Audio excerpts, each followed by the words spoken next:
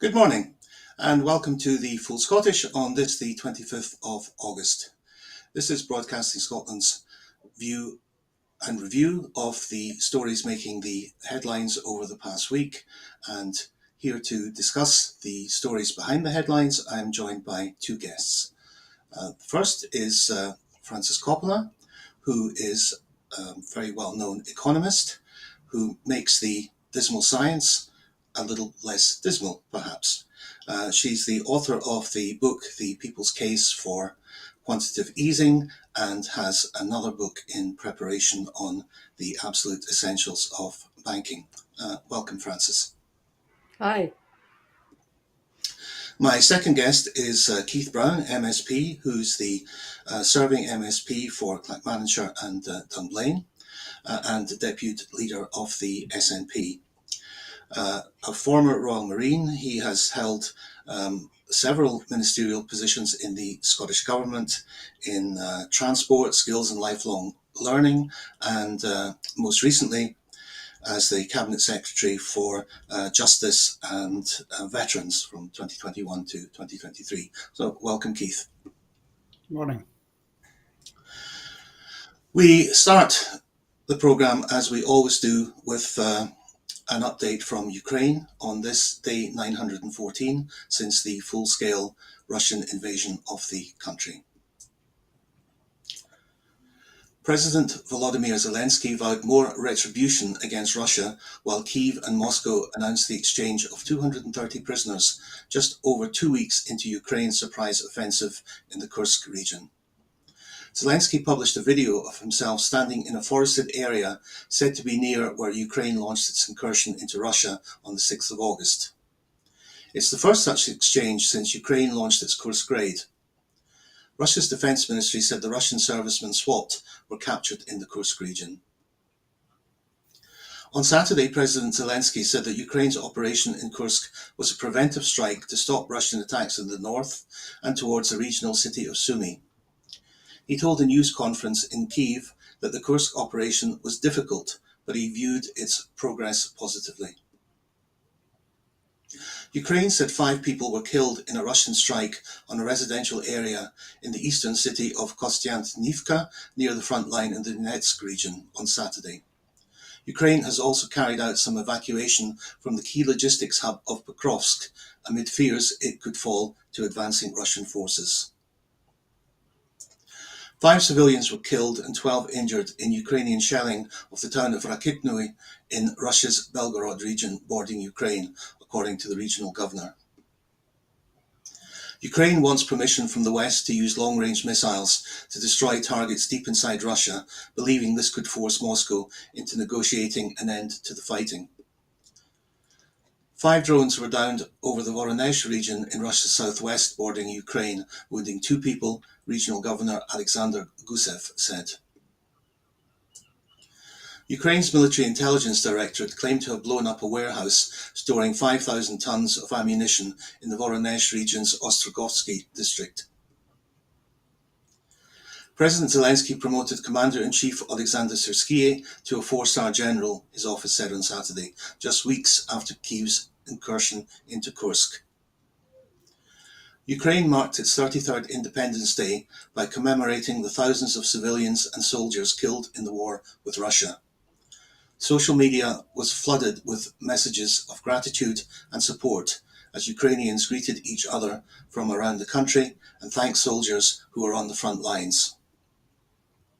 Scotland celebrated Ukrainian Independence Day in Perth yesterday with a celebration of Ukrainian culture and by welcoming all the Ukrainians who have made Scotland their home. And on that last point, I would add that Broadcasting Scotland covered the event, and there will be an edited highlights programme of that available soon. Keith, you might have some opinion on the military events in Ukraine and particularly in Kursk, but I'm interested from being at the Independence Day celebrations in Perth yesterday. I spoke to a lady from Odessa who brought her young daughter to Edinburgh 6 months into the war, and feels very much at home here now. And her daughter was performing in a choir, and I said how struck I was by the flourishing art scene in Scotland of the Ukrainian groups. And she said, well, yes, that's who we are. This is a statement of our independence. And I'm interested in the situation in Scotland, that the arts very much are a part of who we are as well, and the threat that we now face in the arts in Scotland with possible cuts in funding. Now, what are your thoughts on that? Well, first of all, I quite agree. I spoke or visited last week with the Ukrainian family that I'd hosted for a number of months, who managed to move on to Oban, where the husband has a cracking job in the harbour, and with his family, his wife, and his two sons. And they feel very strongly that they want to maintain, of course, the cultural assertiveness that Ukrainians should have. They have a rich cultural heritage.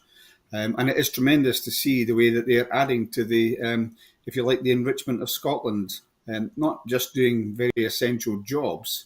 And both the husband, wife, and the elder son were all working now in Scotland, although the elder son also studies in Bratislava. On the question, of course, of cultural if you like, viability, there is no doubt that after 15 years now of austerity, every single public service that relies in part or in whole on government funding is feeling the strain of this. And it looks like we're going to have continued austerity, if not even worse austerity under Labour. So I'll be interested as a member of the Parliament's Culture Committee to be asking Creative Scotland about this latest statement, again, which we haven't been advised of by Creative Scotland. We seem to get very late information from Creative Scotland. So I want to examine why this open fund has been targeted for these potential cuts. So let's get to the bottom of that, and let's see what we can do to maximise the cultural financing that's required to keep our culture sector as viable as possible. I know that the government has made a commitment to, I think, £100 million additional over the next 5 years. So let's see how that is being used, hopefully to prevent these kind of cuts in future. Okay, that's encouraging. Thank you. Francis, you probably don't have the same view or same close view of what's happening in Scotland, but I'm interested in your views on Ukrainians and what they've brought to the country since they've come here. Well, it's been very interesting to see how that's developed. I mean, they came here originally in the hopes that the war wouldn't last very long, but here we are, well over 2 years later, and there's no sign of any end. And so many of them now are putting down roots, bringing up children here, working here, and contributing to our economy. And it's a bit of an endorsement, really, of the idea that Britain really should offer a safe haven to people who are fleeing war, persecution, whatever, and that our whole attitude to refugees in many cases has been wrong, and we need to rethink it. Indeed.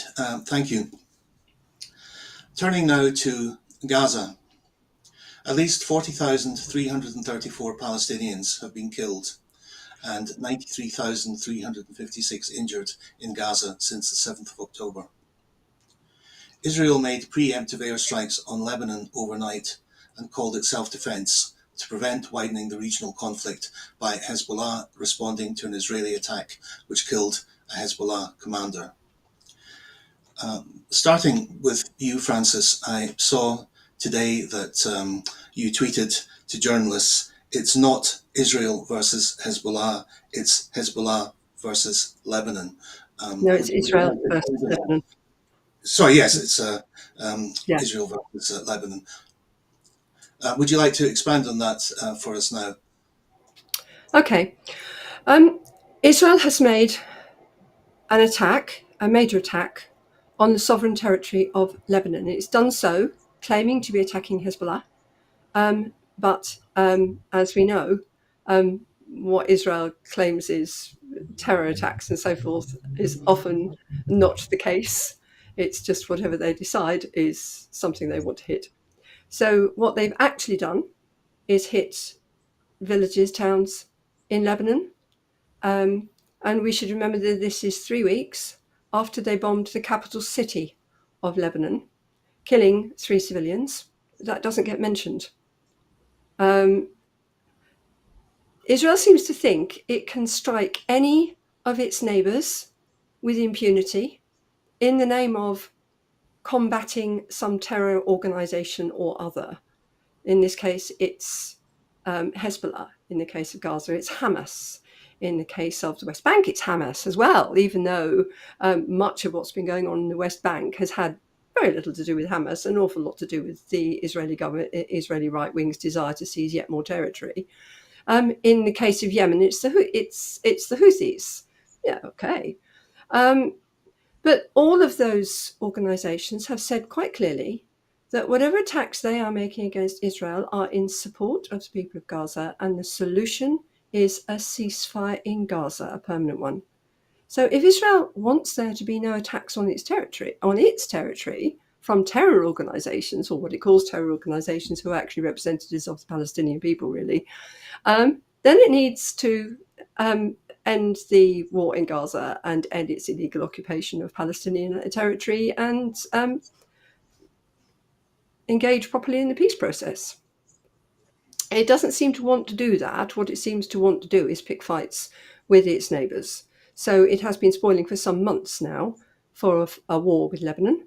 The Israeli right has said quite clearly that it wants Israel to invade Lebanon, to seize territory up to the Litani River, and then treat it like Gaza, raise it to the ground, flatten it, and then seize it and settle it. Netanyahu's government is in thrall to its right wing. So I would say that this is more like a statement of intent about what they intend to do, rather than a genuine preemptive strike. Thank you.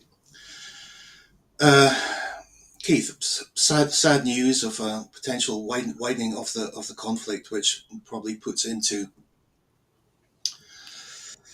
perspective the storm in the teacup about meetings with the deputy ambassador in Scotland last week. How do you see the future in Lebanon, and what can Scotland do about it? I think, first of all, I agree very much with what Francis said, although I'm not sure, and it's because I'm obviously at some distance, whether the right-wing, Netanyahu is enthralled to the right-wing elements in the government, or whether it's the other way around, because I think so much of this comes down to the individual personality of Netanyahu and where he perceives his political future to lie. I think he's acted as a huge block to potential moves to bring this to a ceasefire. And I think that's, for most people, that is the most urgent thing. I mean, whatever else is going on, whatever else manoeuvres, if people are acting in bad faith, they just want the killing to stop. So let's take some time to see how we can resolve this. The killing has to stop. And that's why the ceasefire is really what we should be focusing on. Although I do agree as well that the attacks that you've seen over the last day or so, in fact, some this morning, really do fuel those fears of a wider regional conflict. And Francis has mentioned 40,000 dead in Gaza, which is just horrendous. But if this turns into a wider conflict, then who knows the death toll that will follow from that. And it's very hard to unwind from that. So I do think I expected much more, I have to be honest, from the Biden administration to make sure that the ceasefire was accomplished. I know they can't just snap their fingers, but they have huge influence in this area, and the UK has some influence as well. And I would like to think that international opinion has influence too. And I think that for my part, I think both the Scottish Government and in particular the SNP at Westminster have done everything they can to highlight the plight of people in Gaza. I think the leadership in particular of Humza Yousaf in calling out what was happening very vocally before other international leaders has been excellent, and I would like to see that continue. But it has to be with the aim of everything should be, in my view, geared towards a ceasefire. If you're in a war, the first thing you need in order to achieve peace. It doesn't achieve it by itself, but as a ceasefire. Stop killing and maiming people, and let's see how we can talk beyond that. And I do think my view, and again, I'm at some distance from this, I believe Netanyahu is very key to all of this. And that's where I'd like to see, in particular the US, but international opinion focus on making sure. And there's huge opposition within Israel to what Netanyahu is doing. Those who want the hostages released, those who want to see an end to hostility. So I think that's where the focus, in my view, needs to be. Just following up on what you said there, Keith, you said you're disappointed in the lack of influence from the Biden administration. Is it the case that he's very wary, seeing he's coming to the end of his presidency, and he doesn't want to alienate the Jewish lobby, who of course are not all in favor of this in the US, and damage Kamala Harris's chances? And will we see a change with a new president of the United States? I think there's a chance, just given how Kamala Harris has dealt already with this issue. Of course, she has to do it as a vice president, so she has to take the lead from the president. The president's the one selected to do this. But I have the sense, and again, we're at some remove, many thousands of miles away from US politics, I think she might well take a stronger line. But I think in the past, both some Republican presidents and certainly some Democrat presidents, Clinton in particular, became much more involved and just seemed to exert more influence in a way that I'd love to have seen exerted in relation to this. It seems to have gone on and on and on with various hopes of a ceasefire. Now, I do think that the US has real, very more influence than anybody else, and I'd like to see that brought to bear. It may well be that you're right, that there are electoral considerations playing their way into this, but real leadership would mean that you have to set that to one side in the interests of stopping people from dying in the numbers that they are. So I would like to see that leadership coming from the US. Thank you. Yeah, we'll move on to Kamala Harris specifically in a moment. But Francis, is there anything you would like to add on international opinion and governmental influence, which can play a role in stopping the fighting? Well, there have been a few things that have happened recently which are just beginning to create the core of a different narrative, which, Israel doesn't like it, but increasingly it seems to be where international opinion as a whole, though notably not the US, is going. The US is also beginning to look isolated on this. The first was the International Court of Justice's advisory opinion issued in July, which essentially called on Israel to end its illegal occupation and accused it of breaking the Convention on the Elimination of Racial Discrimination, which is actually really important. It's basically said that it's committing racial segregation, possibly apartheid. That was followed up this week with a report from the Conciliation Commission of the Commission for on the Convention of the Elimination of Racial Discrimination, which has been looking at what it calls a dispute between Israel and Palestine for quite some time now. And it issued its findings this week. And again, concluded that Palestine's claim that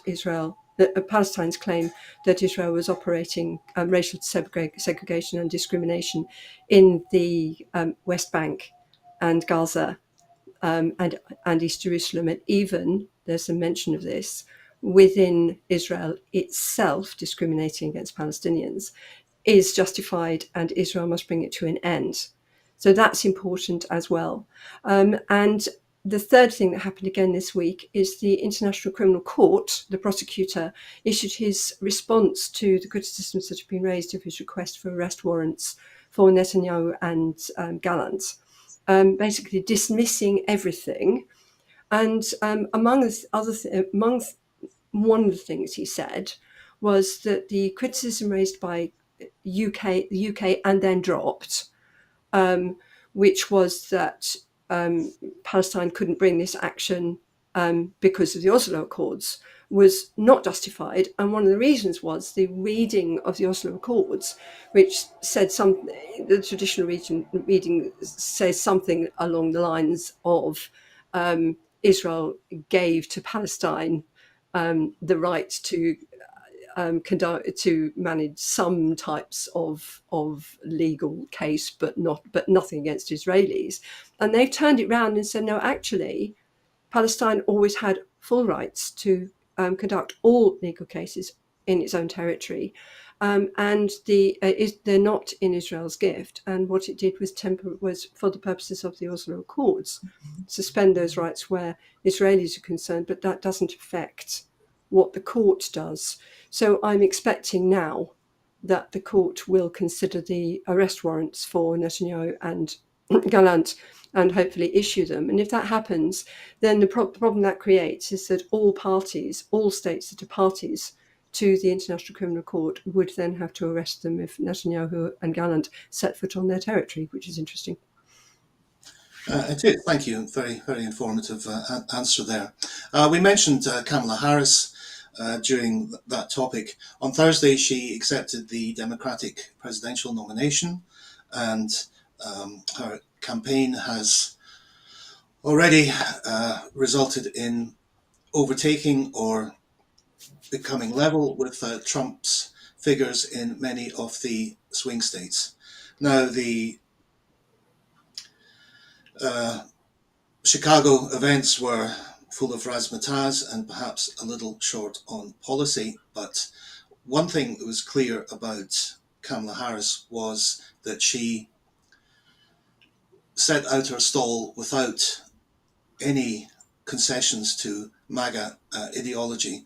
And I wonder if there's something to be learned from this in Britain, and this is specifically Labour and Tories, where increasingly it's hard to differentiate between the two in areas such as asylum seekers and austerity, and the response which came to the recent riots generally started from UK politicians with, well, you know, we understand their concerns and they have to be addressed. So I'm interested, Keith. Are there lessons to be learned from Kamala Harris and in the way she's approaching policy? I think it's very interesting, although I think your very first point is really important, Douglas, that the razzmatazz was there. There seemed to be a real sense of excitement and momentum, which was good to see. But you still, certainly from here, it was very hard to define what Kamala Harris stands for. And she has resisted all attempts to have interviews, probing interviews where she's asked about her policies and her plans. But I think she has also tapped into something very important, and it's relevant here as well as in the US. It's because of, really outlandish governments with the likes of Trump and Boris Johnson, and because of things like COVID and in the UK, the austerity, which both the major parties are absolutely committed to. There is this real misery around elections and politics. And I think if you can try and elevate that to provide some hope, some idea of a better future, so that people can see the path through it. I mean, even today, Keir Starmer's saying it's going to get worse before it gets better. Well, that's not what he was saying before the election. When they denied there was this huge black hole in the finances, when everyone else could see it, but they couldn't. Apologies. So I think that the idea that we can provide a better perspective, something that actually provides some hope, I think is something worth trying to. I think that's something that's worth doing, and I think it's also true that if in Scotland and the UK we can do something similar, whereby we have people being shown this is achievable. You don't have to have suppressed wages for a decade and a half. You don't have to have cutbacks in public services. You don't have to have the pension. You don't have to have the winter fuel payment. These are choices, political choices, and there are better choices that we can make. So I think elevating the political discourse, which I think Kamala Harris and her vice presidential pick, I think have managed to do, I think is a very important lesson that we should learn. Certainly for my party, I think we should learn that lesson. And I would have hoped that Labour would have taken on board that message instead of the counsel of despair that we get from them the whole time, which is remarkably similar to what the Tories have been saying. Thank you. Francis, You were on the programme a few weeks ago when it looked likely that Kamala Harris would be the nominee, and you said then that we don't really know what she stands for. Do we know any more now? Not really. She said a few things. She seems to be intending to loosen the fiscal purse strings a bit, which given actually that America's fiscal policy has really been quite loose anyway over the Biden administration, is just ever so slightly worrying. But beyond that, I don't think we know very much. I get the impression that, in a way, because she's picked up the torch from Biden, as it were, and he's still around and he's still the president, and they want it to be this, like, sort of smooth handover and no acrimony. It's actually really difficult for her to set out a stall that differs significantly from Biden's. She can't do that until he's gone, and he's not going to be gone until after the next election. So it's actually quite hard, I think, for her to set out an independent set of policies these are my policies as prospective president of the United States. And I'm not quite sure how you square that one, really. I increasingly think this election might end up going in a similar direction to the UK's election, which was, oh my God, anything not to have Trump, who is increasingly deranged. The policies that Trump is coming out with are more and more weird, and more right wing, and also he himself increasingly looks too old and potentially kind of not very compos mentis, which is a worry for somebody who would be in office for 4 years. So I suspect that we will end up with, rather than Kamala Harris setting out these are my policies, it's going to be we're just going to propose what we're all essentially continue with what we're already doing, and what we really need to do is prevent Trump getting into office, which perhaps isn't ideal. I think it would be better to have a clearer way forward. Well, indeed, it's nice to know what you're voting for, but I'm not Trump. It's not a bad thing to run on, I suppose. Well, it was kind of similar to anything but the Tories, which was kind of roughly what we ran on in the UK election. I'm struck by the parallels, actually. I was just thinking now that in 2016, both the UK and the US went into kind of a period of madness. And I'm not sure that period is over yet. The madness is still there. It's maybe being sidelined a bit, but I wouldn't want to rule out it coming back. There, on both sides of the Atlantic, I don't think that there's enough stability, either economically or politically or socially, for the extreme right not to take a hold again. Yeah, I think it's a really important point, that one, because I think volatility, political volatility, and volatility amongst the electorate is what's going on just now. So if you look what's happened over the last few years, if you remember in 2019 when the Tories got in again, everybody's saying Labour were out for 3-4 terms, a decade or more, despite the fact about how well Corbyn had done in terms of the popular vote. And yet within one term, they've got a landslide. If you look even what's happened in the few weeks since Labour got in, the huge drop in the trust that there is in the Labour Party, massive drop reported yesterday. It's precipitate. I mean, I don't know, I think they're down to minus 26, something like that. If I've got the figures wrong, my apologies. But that to me shows the volatility that there is in the electorate. And that does mean, as Francis said, that we can't predict what the future results are going to be. I mean, even in Scotland, Labour got 35% of the vote, the SNP got 30% of the vote, which at any time before 2015 would have been an excellent outcome for the SNP. But I think these things change very, very quickly, and all the old certainties seem to be gone. And it started perhaps with the breaking of the Red Wall in 2019. But I think political volatility, plus added to that, the ability to provide disinformation so readily, and a media which doesn't quite reflect the realities in some of these cases, I think is quite a worrying thing. And the way to deal with it is for political parties, all political parties, mine included, to be as honest and straightforward and stick to facts as is possible. But this political volatility is here now, and I don't think, like Francis, that it's gone away yet.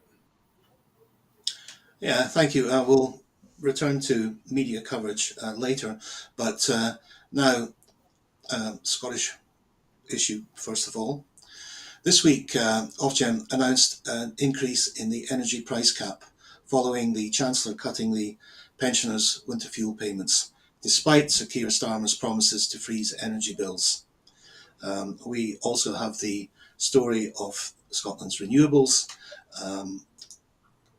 being sent down to England with no revenue accruing to Scotland, which the analogy suggested to me was that imagine living in a semi-detached house where you have solar panels on the roof, but your neighbour connects them to his home and sells your solar power back to you.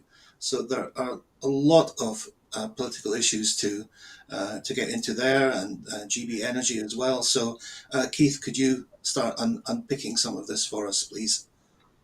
Yeah, well, the first point is this blow. I mean, it will strike absolute fear into the hearts of many people on fixed incomes and pensioners in particular. They've seen this before, this massive increase in energy costs. And at the same time, a big part of that cohort will no longer be eligible for the winter fuel allowance. So people, to be blunt, people will die because of this. They'll not be able to heat their homes in the way that they should to stay safe and warm. And the misery it will cause is absolutely huge. And you're right to say this is in direct contradiction of explicit promises made by Keir Starmer. So I think that's, and I now hear that within the ranks of the Labour Party, the new MPs, and also in Wales, where they have Labour ministers, unlike our own Anis Sarwar, prepared to say that they think it's wrong, you can start to see them thinking twice. Maybe we've got this completely wrong in terms of the winter fuel heating allowance. So I think it's wrong. I think they should change it. I think Anis Sarwar and Jackie Baillie have to speak up here. Just being silent on this as it stalks its way over the winter throughout Scotland, its consequences, is not good enough. And on your point about energy going south, it's that old cliche that they've taken the power, and they're taking more power if they understand that Labour want to further denuded devolution, devolve powers in Scotland. Taking the power from Scotland, you can't have a referendum. And now they want to take the energy again, as they've done in the past with North Sea oil. Now, I have no problem with energy going, especially renewable energy, going to south of the border. I think it's a good thing. I think apparently this one development will be able to fuel 2 million homes in the north of England from renewable energy. That is a good thing. But the idea that no benefit accrues to Scotland, and I'll tell you, and Francis would probably know this better than me, I bet you it does not even feature in the GERS figures or the figures that we get about Scotland's exports, which Scotland's the only part of the UK for a number of years which has had a positive balance of payments, if you can still call it that. So I think people are very concerned. And it's also at the same time, on top of the fuel allowance, on top of the energy costs, we're also in the situation where we know that it costs more in Scotland because of the climate, the nature of where we live. So we have, and we pay a premium. We don't get a discount for providing all this energy. We pay a premium trying to access the national grid in various parts of Scotland. So this is blatantly unfair. I think Labour has got this wrong. And I think they're going to have to address it, because eventually people are going to say this is not right. To have such an energy-rich country to be forced to pay these prices, to force the poorest in our society to pay these prices, is just not fair. And I think Labour will pay a high price for this. Thank you. There are Scottish issues there, but of course, cold and heating is not purely for Scotland to worry about. So, what's the view from your side of the border, Francis? Okay, first off here, I'm actually going to put a plug for abolishing the winter fuel allowance, because I think what is actually needed is a rise in the state pension. I would abolish the winter fuel allowance. I would raise the state pension, and particularly I would be looking at increasing the payments to older pensioners. I don't think people realise that when the new state pension was introduced in 2016, old people who were already over state pension age didn't get it. They got the old one, which means that unless they have an occupational pension or they have the old state second pension, which was earnings related, if they don't have enough of those to bring them up to the level of the new state pension, they have to claim means tested benefits. They have to claim pension credit. Now, that is appalling. That should not be happening. So I would abolish the winter fuel allowance, and I would end this awful situation where the oldest people in our country, many of them women, on very low incomes, are having to claim means tested benefits, which many of them don't. It's wrong. We should be extending the new state pension to all pensioners. We should be bringing the level of state pension up to enough to ensure that all pensioners can afford to heat their homes, and get rid of this a cheapskate way of trying to avoid actually accepting our responsibilities to the oldest people in our society. Thank you. Well, I'm sure most pensioners would agree with you on that one. I don't know how closely you look at the economics in Scotland, but do you have a view on the transfer of renewables from Scotland to England? Yeah, this one has kind of dropped down the cracks a bit, hasn't it? That we just kind of assumed that we would operate in this way, and I think some kind of review of the devolution settlement regarding energy is needed. That said, I do actually think for the moment, until there is an independence referendum, we are one country, the United Kingdom, and it would be very, very unfair indeed for people in other parts of the UK to be paying higher prices than people in Scotland simply because Scotland is producing energy. That's not how unions work. So I would want to simply be making sure that the same price operates all over the country, and that people who are vulnerable, and I would add to that, not just pensioners, but we should remember families with young children, for example, whose benefits have been appallingly cut, and they don't get heating allowances. That people are supported so that if we have high energy prices, and from time to time we do, those people don't suffer. And the third thing I would say is I think actually the price regime, the whole regulatory setup and so forth for energy, as for other utilities, is not fit for purpose and needs to be looked at again. Yeah, I can say that we can't have a situation, of course, within this union where in Scotland we pay higher prices. We pay higher prices to access the grids. And in the situation, because I agree with Francis's fundamental point that people should be treated equally, or with equity rather than equally.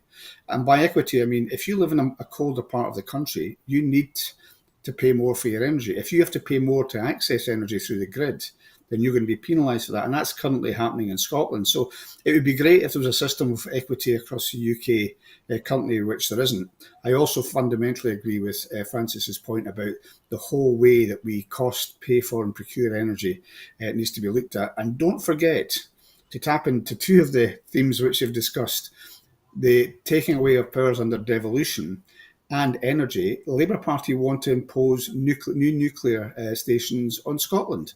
Scotland, pretty much by majority, over a number of years, has said we don't want nuclear power stations, but Labour are looking at ways they can ride roughshod over the Scottish Parliament and the Scottish Government to do this. The last point, can I just make about pensions? I agree, of course, with Francis that a decent state pension would eliminate the need for these special payments. We don't have anything like that. We've got one of the lowest pensions in the whole of the EU. And why it was the case in the 2014 referendum, the unionist case rested on preserving these pensions, which are some of the worst ones in the EU. I'm not sure why that was so successful. But the other point is, of course, women have been treated very badly, but in Scotland, women and men, in particular men, have a much lower life expectancy. So they'll be in for their entire working life and get my father died when he was 38. Not unusual in Scotland. Many die in their 50s and 60s, never see the state pension, but contribute it. So we're disproportionately affected in terms of the returns that we get, even from the very poor pension that we have. And I think one of the things that we in the independence movement have to do is much more effectively get our message across that we can address properly, in the way that Scandinavian countries have done, the issue of pensioner poverty. And that's, of course, to acknowledge Francis's point that it's not always just pensioners. But I think that, go back to the previous point of providing some hope of an idea of a better future, properly funded public support for pensioners would have to be part of that. Yeah, thank you. Staying with economics in Scotland, with uncertainty over what cuts are coming down the line in the UK budget, the Scottish Government has put a hold on all non-essential spending to prevent it overspending until it knows how much it will receive from the UK government. Now, the newspapers and television have been full of people demanding the Scottish Government must reverse cuts to fill in the blank. And it should use its powers. But how can Scotland increase revenue within using its existing powers? Let's look at the economics of it first, please, Francis. Well, because of the way the devolution settlement works, because Scotland can't borrow, it does have to either cut spending or raise the taxes over which it has control to fund its budget. It cannot run a deficit, in that sense, can't run a deficit budget the way the Westminster government does. So something had to give somewhere. And although we might say, and I might say, that's ridiculous, a government like a properly devolved government like Scotland should be able to borrow on its own account. Damn it, Transport for London can. Why can't Scotland? It's ridiculous. It is the situation we're dealing with at the moment. And I think there's a case for the devolved governments going to the Westminster government and saying this is ridiculous. We need to be able to borrow at least short term to cover these kind of uncertainties. A corporation would be able to. Why can't we? But that does raise the question, however, ultimately about how these things have to be funded, whether it must come from local taxation, in which case, does Scotland have enough control of its own taxes at the moment? And if so, what are the constraints on Scotland raising taxes when the rest of the UK is kind of going, we hate these high taxes, we need to cut them, which has also been going on rather massively. It's a difficult political situation, I think. But fundamentally, this is about control of its own budget, and Scotland still doesn't have full control of its own budget. And that, I think, is something that needs to be looked at again. Thank you. Keith, the political side of it. Dr. Philippa Whitford was on here a couple of weeks ago, and she was saying that, she didn't know how John Swinney could sleep at night when he was finance secretary, having to make a budget without knowing what money was coming in. You've been at the heart of these spending decisions. What can Scotland do? First of all, I think it's worth acknowledging the very difficult process for any government in Scotland to try and get those two things to meet, to make sure that expenditure does not exceed the income that you've got. And they're legally obliged to do that. And they've done it, both SNP governments and previous governments have done it every single year of devolution. But it's not an easy thing to do. And of course, to get a £35 billion budget to come in within, a percentage of 1% on target is not an easy thing to do. But if they do that and they've got £200 million unspent, they'll get slated for that. So it's a very difficult process, as anybody that's had to manage a budget of that scale would know. But beyond that, it's a huge political problem for Labour as well. One of the Labour cabinet ministers, the health secretary, has said, in terms of the public sector in the UK, all roads lead to Westminster. Now, he did that to excuse the Welsh government from criticism of the state of its NHS, which is the worst, I think, perhaps maybe Northern Ireland in the UK. But it is a fundamental truth that if Westminster decides, and if you think how preposterous it is, Westminster decides what its needs are for England, and then a consequence of that is what Scotland. So there's no instance during the budget process where the needs of Scotland are taken into account, neither for Wales nor for Northern Ireland. It is simply what does England require, and then the consequences will flow for other parts of the UK. That is not sensible. It's not sustainable. And I mean, the Scottish Government has tried very hard. We took decisions when I was in government, in the Cabinet, to increase taxation for the highest earners, criticised. But it means, of course, that we have an extra £1.5 billion to spend that we wouldn't otherwise have to spend. And it also meant that we had favoured lower earners. Not to a huge extent, but it did mean, and still means, as far as I'm aware, that the majority of taxpayers in Scotland pay less than they do in the rest of the UK because of what was done at the lower end. But it's not sustainable. This is neither the system nor the current constraints on public expenditure are sustainable if we want to try and rebuild the public services. And whether it's Scotland or Wales or Northern Ireland or England, they do need to be rebuilt. We've seen that in our prison service. We've seen it in the NHS. And the consequentials, more particularly the consequences, for example, a Tory government cutting back expenditure on justice, which they have done massively, means that you end up with the crisis they have in their jails just now. In the last couple of years, the constraints on capital have been much more severe even than the straight constraints on revenue. So the building of hospitals, of roads, of prisons, which are also good for the economy, construction. So I think it's a huge problem, and it is, Philippa Whitford's absolutely right. How the Scottish Government can cope with the Labour austerity, which we're now seeing on top of a decade and a half of Tory austerity, is a really thankless task. And it goes back to my original point. We've got to provide a vision of a better future for people of Scotland rather than these endless cuts.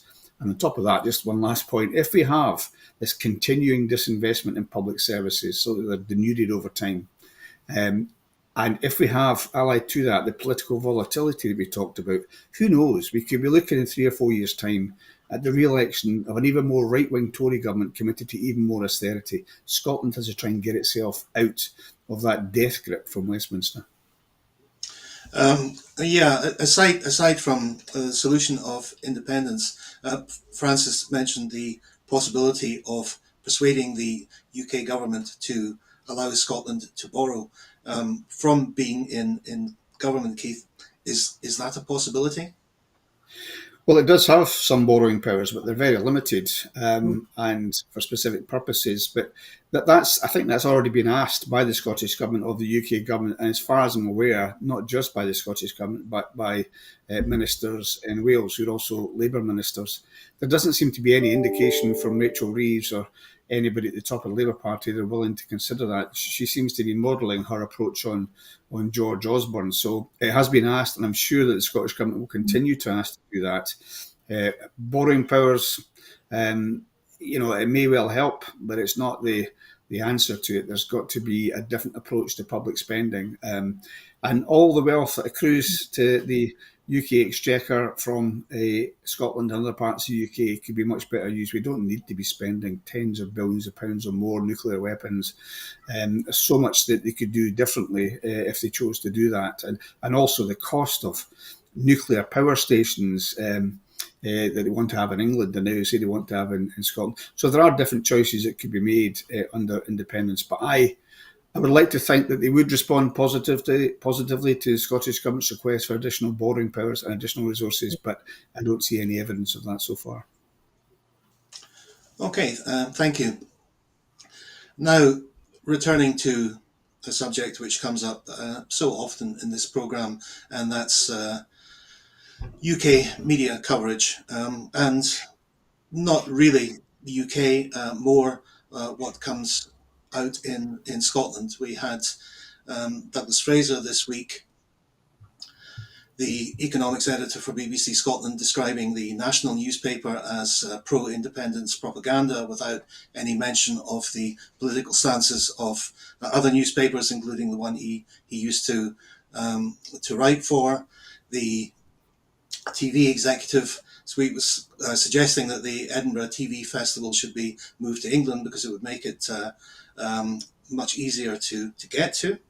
And Francis, you have been spared the covers of the Scottish newspapers today, but we're used to Scotland bad, SNP worse headlines in these papers. And today it's not only the usual suspects. I mean, they seem to have rounded up every malcontent they could find. So Scotland on Sunday, we have Salmon Blass SNP's lack of fight and strategy on the front page.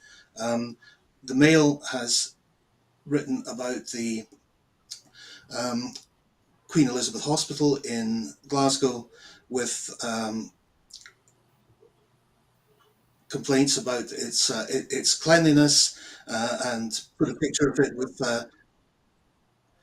with Anna Sarwar picture imposed on the hospital below the headline "Sickening." The Herald front page leads with SNP scraps the plan for Scottish embassy in Warsaw, and in the bottom of the front page it has a trail for its opinion piece by Danny Garavelli, saying that the SNP is on a suicide mission. So possibly even worse than usual this week. Keith, I mean, two questions. We've got to separate the Scottish Government from the SNP, but what can the Scottish Government and what can the SNP do to provide a more positive view in the media of Scotland? Well, I think large sections of the media are closed off to the SNP, if we're honest about it, especially the print media. So the Mail, the Express, Telegraph, much of the media they've set their face against the SNP and will do and have done as much as they can to undermine and attack the SNP on a daily basis. If you were to put together a collage of the front pages of the Express over the last 20 years, they moved seamlessly from attacking the EU at every stage and now attacking the SNP and the Scottish Government. So there's nothing we can do to change that. In a so-called free press, people can own these newspapers and they can put what they want into them. What I'm more concerned about, I think, is the broadcast media, and in particular BBC Scotland. I've raised this directly with BBC Scotland.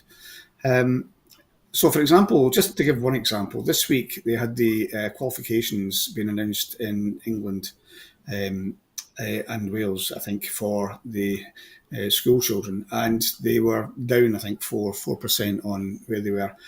But what the BBC did was, quite rightly, gave a proper explanation and context for this. Well, this is going back to pre-pandemic levels, and this has happened, and this is explanation. That is not what we got in Scotland. In Scotland, it was the SNP's failure. I don't think there was even a contrary, an opposition spokesperson given any voice in relation to this in the BBC UK coverage. But in Scotland, of course, anybody that wants to have a criticism of the SNP would be accommodated. And I think also the other thing, the two things that link the broadcast media with the print media are these utterly spurious press reviews, whereby they have people, Sky's every bit as bad as the BBC in relation to this, who don't know the first thing about what's going on in Scotland, but are allowed to pontificate on any headline which attacks the SNP and basically parrot it. And I think that's really worrying. And the final thing I would say, and it's not just the BBC. I mean, I think during the election, Sky was essentially Starmer TV for months before that election. It was shocking in my view. But the BBC in Scotland, and I've challenged them on air to do this, they will not look at stories which, for example, latest on HS2, the platforms weren't going to match up, so it was £200 million down the Swanee. Now, if that happened in Scotland, you would never hear the end of it for years to come, but it's just brushed aside. Or the overspend on the aircraft carriers, the overspend on HS2 itself.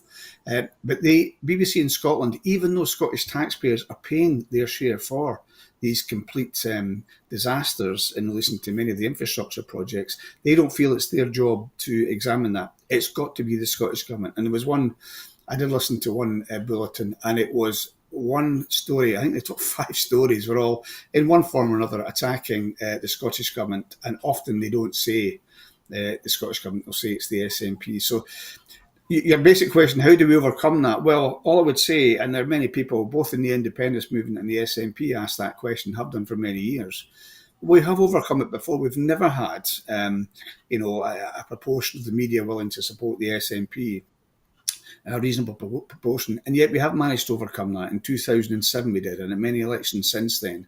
And that's got to be, for the SNP and for the independence movement, by the strength of its members, proselytising on behalf of those that support independence.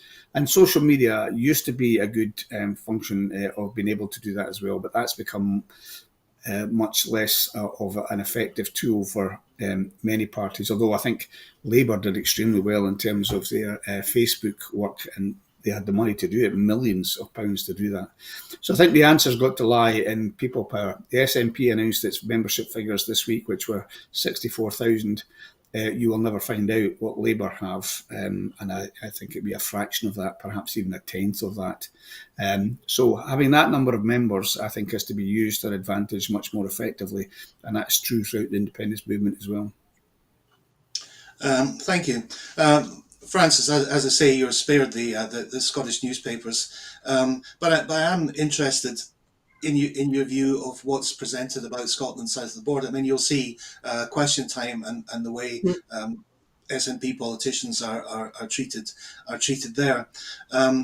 So interested in that, but also it's become fashionable to criticise any newspaper or broadcasting outfit that you disagree with as the mainstream media.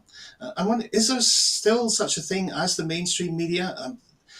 The press barons, they don't have the power that they once had. Are they that important in opinion forming? Oh, I think they do. I think they do, and also what has bothered me for many years now is the dominance of the right in the print media, in the main, what it gets called the mainstream print media. You need to sort of wheel them off, the Mail, the Express, the Sun, the Telegraph, even now the Times, which was originally neutral, has become a right-wing rag. And they're all essentially giving the same message all the time. So, yeah, they all do a hit job on Scotland because independence for Scotland is not something the right wants. And there are various other pet causes that they have. Brexit, for example, that they're terribly keen on, and other things that they hate, like trans rights, and they hunt as a pack. And there are a few more left-wing papers. There's The Guardian, there's The Mirror, but they don't in the same way. And so we have this kind of sort of fragmented, sort of alternative press, and this huge block of right-wing press publications, essentially all giving the same message. In the broadcast media, I'm actually quite bothered by the concentration, because it's really the BBC and Sky, and I know ITV as well. Channel 4 does a good job, but the main ones are BBC and Sky. And the BBC, I have to say this, has been taken over by the right. I mean, you look at Robbie Gibb, you look at Tim Davie, you look at the kind of people that they are, you look at the people who are running the BBC right now, you look at the message that the BBC is giving all the time on various things, and it looks like the big block of right-wing press. It looks like it's joined their number. And so we're inevitably getting hit jobs on Scotland, because that's what the right-wing press does. And this is a dreadful thing to do to the public broadcaster. It should not happen. It has been nobbled. And, the nobbling needs to be reversed. They need to change the board of the BBC and probably change some of the senior management and the senior editors and try and get it a bit more neutral, because it isn't right now. Okay, well, there's a rallying cry to end the programme. And that's it for this week's Full Scottish. Before I go, I just want to remind you that at Broadcasting Scotland, we depend on the generosity of our supporters. Our programmes will always be free to view. However, if you can afford £5 a month, please consider becoming a Broadcasting Scotland supporter. To everyone who has donated, and to everyone who has signed up to make a regular monthly payment, thank you very much. Right now, we urgently need to increase our donations if we are to be able to pay our bills. We face costs of over £4,000 every month, but only receive donations of around £2,000. Please donate whatever you can afford. Thank you to our guests this week, Francis Coppola and Keith Brown, MSP, and thank you at home for watching. And please join us on Broadcasting Scotland during the forthcoming week. Goodbye.